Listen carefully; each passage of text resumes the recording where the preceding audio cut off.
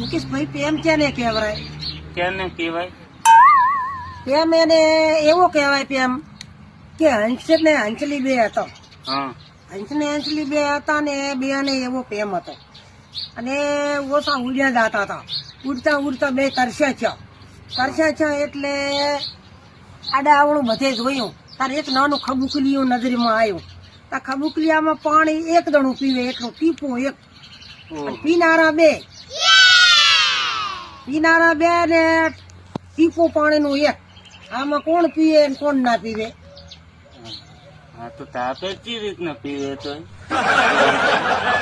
આમાં એવું બન્યું હંસ કે ટોપી, હંસલી કે ટોપી, હંસ કે ટોપી, હંસલી કે ટોપી. ટોપીમાં બે ના પરણ ઉડી ગયા, ગજબ થઈ ગયું. બે મરી ગયા.